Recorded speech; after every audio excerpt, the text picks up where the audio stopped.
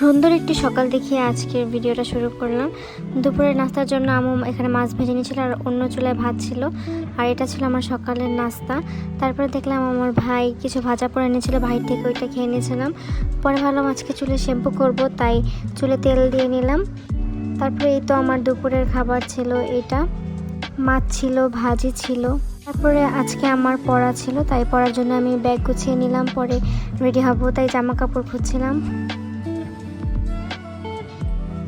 পরে আমি রেডি হয়ে বেরিয়ে গেলাম। তারপর পড়া শেষে আমরা ফুচকা খেতে আসলাম। পরে বাসায় এসে দেখলাম আম্মু সন্ধ্যা নাস্তার জন্য আলুর চপ ভেজেছিল, ওইটাই খাচ্ছিলাম। তারপর দেখলাম টেবিলটা অনেক অগোছালো হয়ে আছে, তাই ভাবলাম এগুলো একটু গুছিয়ে নেই। এই যে গোছানো শেষ হলো, তারপরে দেখলাম ওয়ার্ড্রোপের উপরেও ময়লা হয়ে আছিল, হিজিবিজি হয়েছিল সব কিছু, তাই ওইটাও সুন্দর করে গুছিয়ে নিলাম।